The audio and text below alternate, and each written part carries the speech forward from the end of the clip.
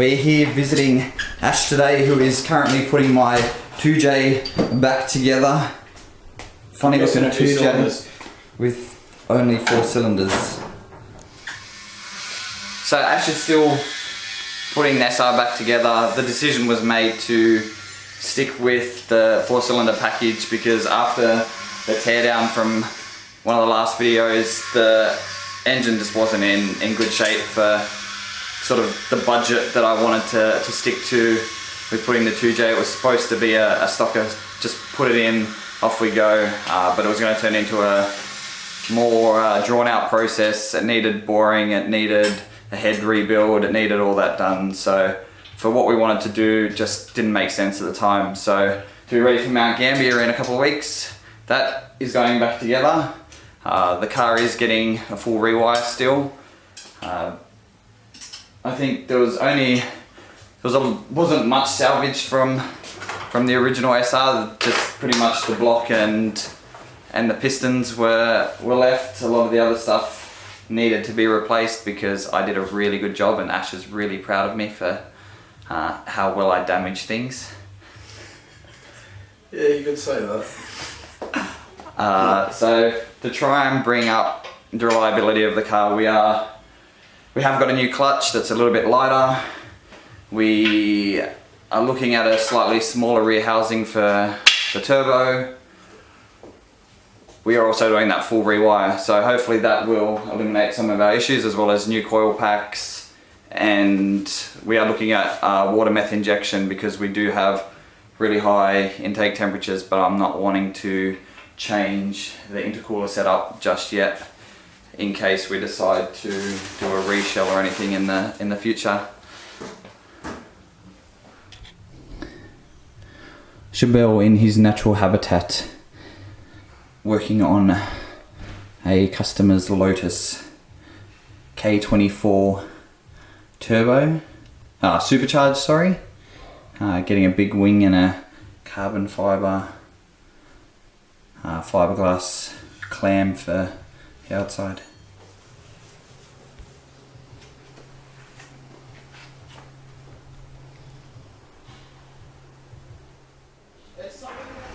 This filthy engine bay is about to get the royal treatment. Hopefully I don't blow it away with all the rust. That way. And that has to be that way. Is it electric start or is it full start? Full start.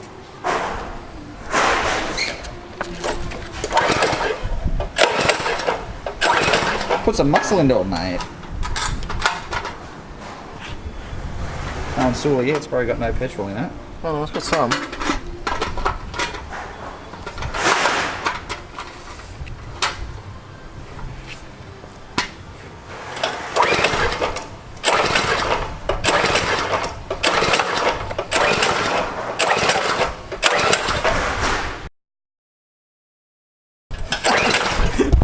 Well, that's not going on. Were you recording it? Yeah, I still am. Can't give me the shit. Go for it. Fucking probably won't be shit. Doesn't even feel like there's any resistance, eh? Have you primed it? Yeah, this is the issue we had before. Yeah, it was that last pull that I did, mate. You fucking killed it, mate. Oh my god. That's what happens when you run E10 in this shit. Race fuel only, mate.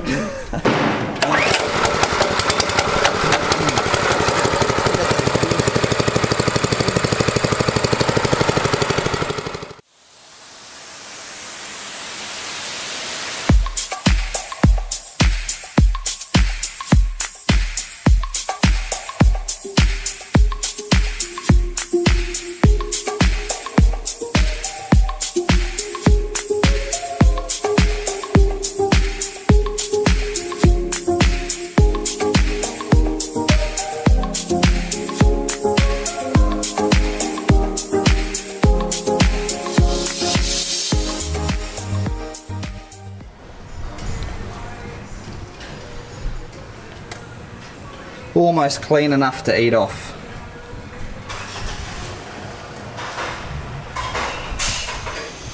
So even though we decided to stay with the SR20, we have pulled out all the wiring that was originally with the SR, a whole bunch of other parts in here too.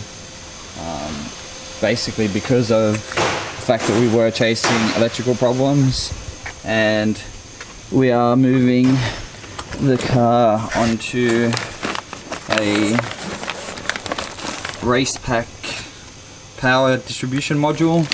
We'll still be running the Platinum Series ECU, but the car will be getting a full rewire. As you can see, it's all apart. We're just waiting for the motor to go back in so that lengths and stuff of the wire can be checked, and this should eliminate a few of our issues. Basically, the race pack is used to get rid of any fuses and relays that your car might have, and basically it's run through the module, and the circuit inside trips rather than blowing fuses, so that you can diagnose the problem on the fly with a laptop, and you can trace it back fairly quickly rather than trying to trace it all down on its own. So that's the reason for that big move, and the fact that down at Calder Park and at Archerfield we were facing electrical gremlins.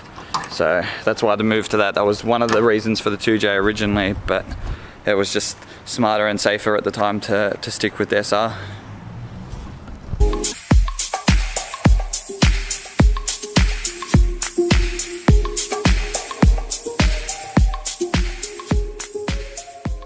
Along with everything else that's been done, the diff got repaired and a new tail shaft was done, as the old one was twisted. So we should be all fresh for next season underneath here, hopefully, with not too many dramas. So basically there's just the motor to be finished putting back together and the wiring to be done.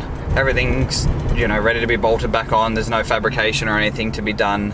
It's all existing stuff or just bolt-on replacements for parts that were there, and then just a big wiring job. So hopefully we're only a couple of weeks away from making that happen, and then the car will be in for a run-in and tune.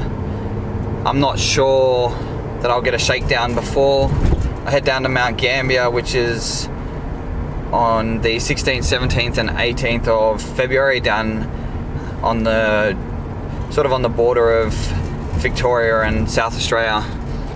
This is the second time that I've been down there, so that's round one of National Series. This week has been a bit funny in the drift scene. There has been the announcement that the Hi-Tech Drift All-Star Series, based mostly around Sydney, has decided to not continue to run events.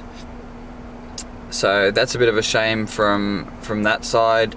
I started to get a little bit worried too that Luke was going to cut back some events from the DCA series and focus on trying to move to a summer series for 18-19. But at this stage it's locked in that we will be running a 3-round national series first half of the year, and round one, as I said, at Mount Gambier in a couple of weeks, and then Tasmania in May. Not sure if I'll make it down to that one this year. I would like to, but we'll see logistically and financially how that'll work. And then the last round finishing up at Archerfield in August at some stage, with dates yet to be announced. So at this stage for me, it's just Mount Gambier and then QR Matsuri in Queensland in early March, and I will probably try and get up there and do an Archerfield day on the Thursday before QR Matsuri, which probably isn't necessarily the smartest idea because I might break it, but there's lots of great guys up in Queensland who I know can help me get back on track. We also have a new logo. It is up on the Facebook page and on the Instagram page. If you haven't already seen it, here it is now. And that's going to be used to do team merchandise and apparel. So to start with, we'll do a fairly limited run, I would say, of just for crew and guys who are sort of coming out to events with us, and for people who are interested. So if you are interested, please let us know. I don't have exact prices yet, but I'm trying to keep it cheap but keep it quality. So hopefully, you know, sort of under the $35 mark. Hopefully the more I can do, the cheaper it will be. And then as the weather sort of cools down, we'll get some hoodies done, and hopefully we can look at expanding towards a bit of a Twinkle Toes range. At this stage I didn't want to do that because I wasn't sure if that was necessarily the right direction to take.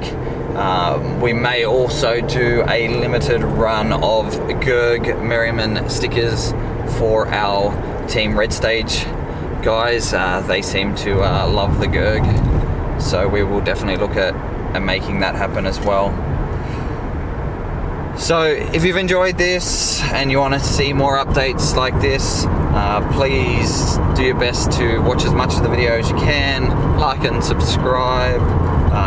It will help in the long run, and hopefully the next updates will be heading more towards the car being, or the car running, and then drift events. You know, hopefully 3 days of Mount Gambier. We should have some really good content coming out of that. Hopefully I can catch up with a couple of the drivers and we can do some mini interviews and things like that down there. So if there's anybody in the Australian drift scene that you'd like me to do a catch up with, we'll do that.